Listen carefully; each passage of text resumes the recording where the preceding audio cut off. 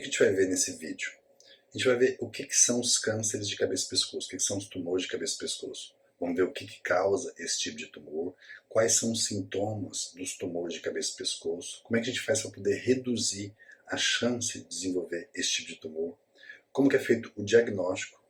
Todo tumor, depois que a gente faz o diagnóstico, a gente tem que fazer o estadiamento, ou seja, medir a extensão da doença, e depois disso, como é que é feito o tratamento. Além disso, a gente não pode esquecer como é que são os efeitos colaterais decorrentes desse tipo de tratamento. Se inscreva agora para você não perder nada.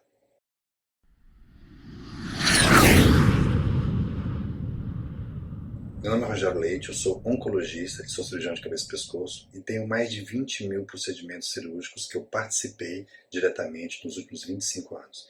Isso me dá uma experiência para poder dizer sobre isso que a gente vai falar hoje. Nesse canal eu falo sobre câncer. Eu sei que não é um assunto legalzinho, gostosinho, mas alguém precisa falar sobre isso. Por quê? Todos os dias morrem pessoas no mundo, todas as horas, todos os minutos, com diagnóstico de câncer. Muitas dessas doenças em fase avançada, por absoluta falta de conhecimento. Então, as pessoas precisam conhecer sobre isso. Mais do que isso, elas precisam mudar os seus hábitos para poder diagnosticar isso na fase mais inicial possível e ter a melhor chance de cura. Então, para que isso chegue a mais gente, eu preciso da sua ajuda, preciso do seu like, do seu comentário e preciso que você ajude a divulgar esse canal. Então, faça isso agora. Qual a importância dos tumores da região de cabeça e pescoço? No Brasil, são esperados cerca de 41 mil novos casos todo ano desse tipo de tumor. E quando a gente faz o diagnóstico e trata em fase inicial, o resultado é muito melhor. Mas o problema é que a grande maioria desses tumores acaba sendo feito o diagnóstico em fase avançada. Isso leva à necessidade de a gente realize cirurgia de grande porte. Com isso, a gente aumenta as mutilações, ou seja, as deformidades, aumenta as perdas de função. Muitos desses pacientes têm perda de função, têm alterações estéticas importantes e que poderiam ser evitados com um pouco de conhecimento. Então eu estou aqui porque todo dia eu pego no consultório pacientes com doença avançada que poderia ser evitada se tratado em uma fase mais inicial. O que são os tumores de cabeça e pescoço de uma forma geral? Na verdade, isso não é um tumor único, câncer de cabeça e pescoço, é um tumor da região da cabeça e pescoço, exceto os tumores do sistema nervoso central. A gente não trata, a gente como oncologista, como cirurgião de cabeça e pescoço, os tumores de dentro do crânio, isso é a área do neurologista, e geralmente esses tumores eles surgem nas células que revestem o epitélio das mucosas dessa região da cabeça e pescoço. Então é basicamente boca, nariz e garganta. Elas podem também surgir nas células das glândulas salivares, mas de uma forma geral esses tumores são mais raros, a gente tem aqui no canal vídeo que trata sobre isso, e de uma forma geral também eles são tratados de forma separada. Existem vários tipos diferentes para esse tipo de tumor. Então a gente pode classificar esses tumores pelo tipo de célula que ele se origina ou pelo local. E quando a gente fala de local, a gente vai tratar tumores da cavidade oral, aí envolvendo língua, mucosa oral, tumores da faringe. A faringe é dividida em nasofaringe, orofaringe e hipofaringe. Tumores da região da laringe. A laringe é a chamada caixa de voz, onde é produzida a voz. Aí tem 3 subdivisões também, que é a supraglote, glote e infraglote. Os tumores da região dos seios paranasais, da cavidade nasal, as glândulas salivares e tireoide geralmente são tratados de uma forma separada, mas estão na região de cabeça e pescoço. Eu tenho um vídeo também aqui no canal que trata especificamente desses tipos de tumores. Então, nessa figura, a gente pode ver aqui quais são as regiões que compreendem os tumores de cabeça e pescoço.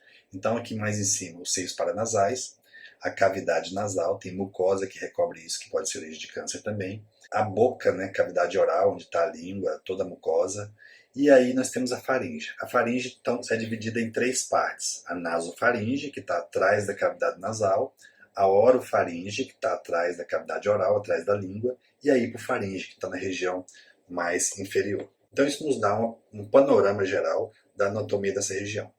Outros tumores são tumor de tireoide, tumor de pele, tumor de couro cabeludo, tumor de osso, que a gente não vai tratar especificamente desses tumores nesse vídeo.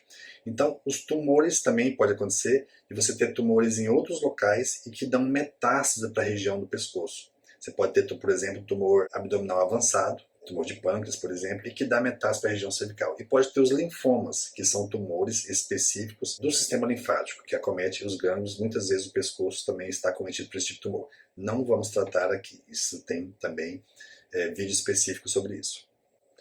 Quais são, de uma forma geral, as causas dos tumores de cabeça e pescoço? Basicamente, cigarro e bebida alcoólica. Mais de 75% dos pacientes existe ainda associação entre cigarro e bebida alcoólica. E essa associação, ela potencializa muito a chance desse paciente desenvolver um tumor dessa região de cabeça e pescoço ao longo dos anos, pelo fator irritativo crônico nessa região. Há alguns anos mais recentes, a gente começou a descobrir que começou a aumentar-se também bastante o número de casos de tumor de cabeça e pescoço associados à infecção por HPV, que é o papiloma vírus humano. Esse HPV, ele causa também tumores da região de cabeça e pescoço e tem algumas características um pouquinho diferentes daqueles tumores causados pelas pessoas que habitualmente a gente já tratava alguns anos atrás, que são os tabagistas e etilistas.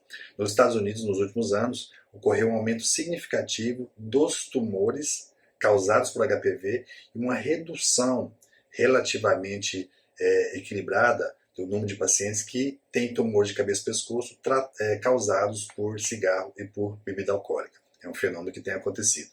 Quais são os outros fatores de risco associados aos tumores de cabeça e pescoço? Alimentos em conserva ou alimentos muito salgados. Pessoas que durante muitos anos têm o hábito de ingerir esse tipo de alimento, possivelmente pela irritação local, aumenta a incidência de câncer de boca.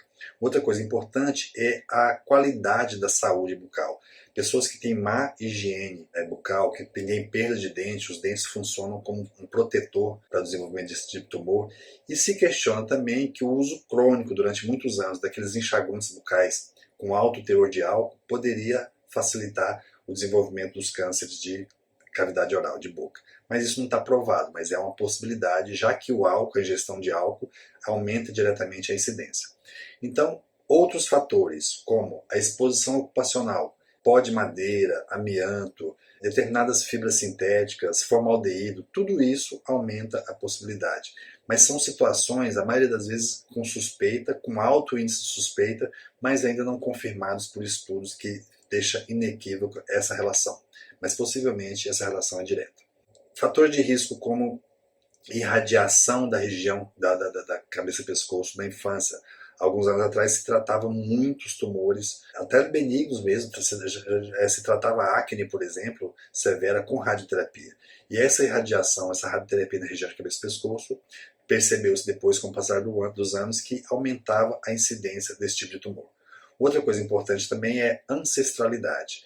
Pessoas que têm ascendência asiática, principalmente a ascendência chinesa, eles têm uma incidência maior de câncer de nasofaringe. Suspeita de um tumor da região de cabeça e pescoço. Como é que a gente faz o diagnóstico?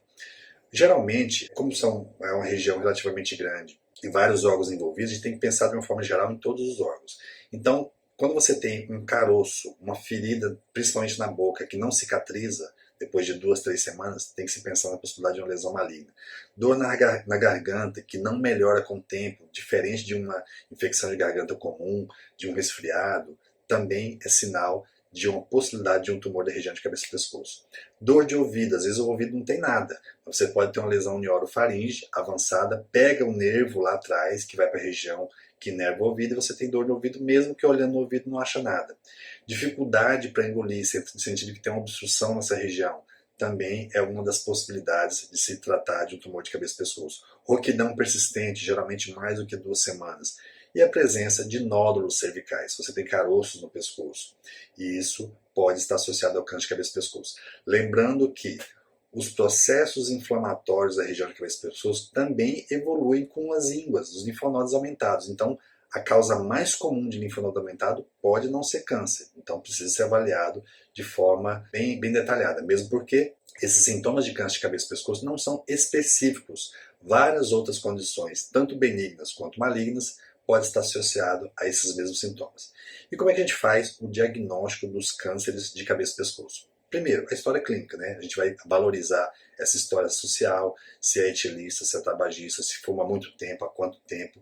Vai fazer um exame físico detalhado, onde a gente vê, examina a cavidade oral, examina pescoço, examina couro cabeludo. Às vezes você tem uma lesão de couro cabeludo que já tem metástase cervical e não vê direito a lesão de pele, que é do couro cabeludo. E aí a gente parte para os exames mais especializados. Que exames? Um dos primeiros é a videolaringoscopia. A videolaringoscopia é um exame onde você tem um endoscópio rígido, geralmente, imagine como se fosse uma caneta, e que na ponta dessa caneta você tem uma pequena câmara. Geralmente é uma câmara angulada, de 70 graus, e você introduz pela boca, ou tem um flexível que você pode introduzir pela cavidade nasal, e essa câmara vai até a região do orofaringe, consegue ver laringe, corda vocal, consegue ver a base da língua. Então ela dá informação muito importante para a gente investigar essas regiões. Um outro exame que a gente faz geralmente associado é ultrassom da região cervical. O ultrassom pode dar muita informação a respeito de tireoide, se existe presença de nódulos ou não, e até mesmo qual que é a suspeita da lesão primária, ou seja, onde é que começou o tumor. Muitas vezes a gente evolui para um exame mais sofisticado, tipo uma tomografia da região de cabeça e pescoço, e isso muitas vezes esclarece a localização, o tamanho e o que está invadindo. E quando a gente vai estadiar, é lógico que a gente tem que pensar sempre na tomografia de tórax. Por quê? Os tumores, os cânceres de cabeça e pescoço, eles podem dar metástases principalmente para pulmão. Então, com isso, a gente consegue esclarecer isso. Com esses exames aí, tendo essa avaliação, o próximo passo geralmente é uma biópsia. Fez o diagnóstico. Para tratar, a gente precisa fazer uma situação chamada estadiamento. O estadiamento nada mais é do que você medir a extensão dessa doença. E como é que você faz isso? A primeira coisa, nos tumores de cabeça e pescoço, mais importante, é um exame físico detalhado por um cirurgião de cabeça e pescoço ou um oncologista experiente nesse tipo de lesão. Às vezes você pega exame sofisticado, mas no exame físico você acaba tendo uma informação muito mais precisa, muito mais fidedigna, muito mais segura, para você indicar ou não a cirurgia e também para indicar qual que é o tipo de cirurgia que você vai fazer. Os exames de imagem são importantes, principalmente a tomografia da região de cabeça e pescoço. Você pode evoluir também para uma ressonância nuclear magnética, que é um exame que também dá alguns detalhes a mais. E você pode fazer também ultrassom de abdômen superior para avaliar se tem alguma alteração de fígado ou qualquer outra alteração geral. Mas um dos exames mais importantes, como eu disse no começo, é o exame de videolaringoscopia, que consegue filmar como se fosse uma endoscopia dessa região para que você tenha noção melhor e mais adequada da extensão e da localização do tumor. Agora eu preciso da sua ajuda. Qual conteúdo que a gente está discutindo aqui, qual tipo de câncer que poderia ser mais útil para você? Qual desses tumores, boca, língua, cavidade oral, hipofaringe, laringe, qual deles que você tem dúvida, que você quer que a gente discuta melhor? Aí você comenta aqui embaixo, que depois a gente faz um conteúdo para que você seja mais orientado e tenha mais conhecimento sobre isso. Vamos ao tratamento. O tratamento ele vai depender de vários fatores, principalmente da localização da lesão, do estadiamento, ou seja, qual é a extensão dessa lesão, da idade do paciente. Você tratar um paciente de 40 anos é muito diferente de você tratar alguém de 80 anos que pode ter outros problemas de saúde, né? E também o estado geral do paciente. Às vezes você tem um paciente até com idade mais baixa, porém com estado geral extremamente comprometido. As principais abordagens para esse tipo de tumor, basicamente, a cirurgia, é a principal para os tumores de cabeça e pescoço, a radioterapia, muitas vezes complementa o tratamento, e a quimioterapia. Mas o mais comum é a combinação desses tratamentos. Às vezes você opera o paciente, complementa com radioterapia, às vezes você faz radioquímio e deixa a cirurgia por um segundo tempo. Cada caso, cada estadiamento, cada localização é um caso e tem que ser avaliado de forma individualizada por um cirurgião que seja experiente. E como é que a gente vai fazer para poder reduzir o risco de desenvolver câncer? Tratando os fatores de risco. Nós não falamos que o fator de risco principal é cigarro e bebida alcoólica, é o que tem que fazer. Controlar isso aí. Parar de ingerir bebida alcoólica, parar de fumar são as principais situações que você faz para prevenir esse tipo de tumor. Mas e quando você não quer? Quando o paciente não quer ou quando não consegue parar de fumar ou parar de beber? Nesse caso, o ideal é que você tenha uma definição com o seu médico, que te acompanha, seu médico de confiança, com qual frequência você deve ser reavaliado.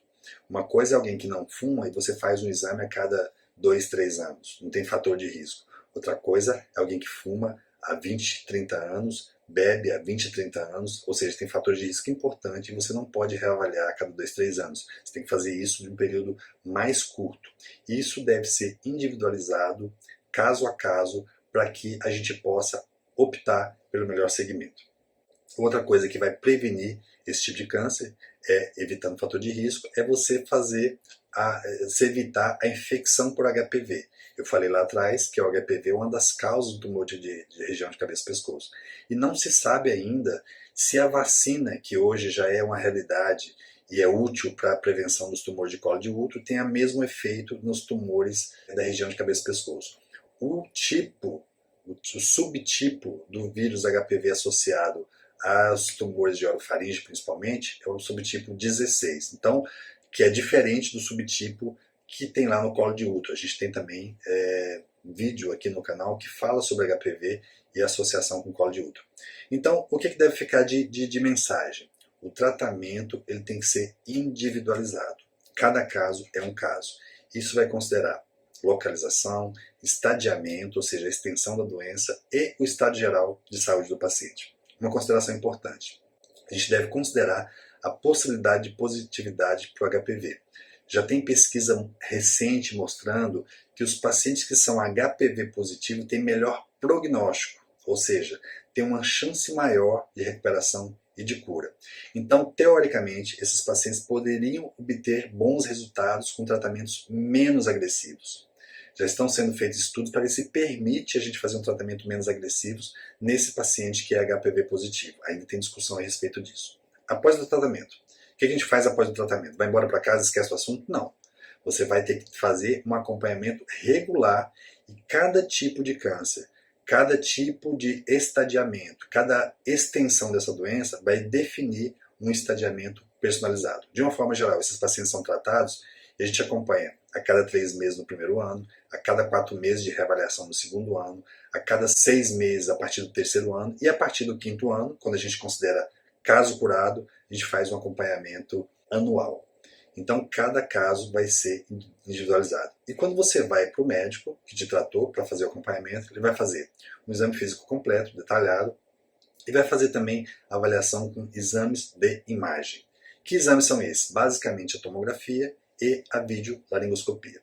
Eu sei que esse assunto ele pode gerar muitas dúvidas, é um assunto muito especializado, mas para esclarecer essa dúvida, dependendo do momento, da época que você vê esse vídeo, você pode encontrar aqui embaixo um link. O que tem nesse link? Você vai clicar e vai marcar um horário comigo na minha agenda. Esse horário a gente vai discutir pontualmente a sua dúvida, esclarecer pontualmente a sua dúvida a esse respeito. Não é uma consulta, é uma avaliação de dúvidas. Por que eu faço isso? Porque você pode ter a mesma dúvida que centenas, milhares de outras pessoas podem ter. Isso pode ser útil para outras pessoas. À medida que você pergunta, você dá a oportunidade que outras pessoas que têm a mesma dúvida possam participar e se beneficiar disso também. Então, dependendo de quando você vê, você pode achar aqui embaixo um link para isso. Então, você marca um horário comigo, geralmente é no domingo, num sábado, no final de semana, e com isso você pode resolver a sua dúvida e resolver o seu problema. Tudo que eu falei aqui está mais detalhado em outros vídeos. A gente tem vídeos de cada um desses tumores aqui no canal. E é interessante você dar uma olhada porque isso pode ser útil. E é interessante também você compartilhar para quem precisa. Isso pode fazer muita diferença na vida de muita gente. Até o próximo vídeo.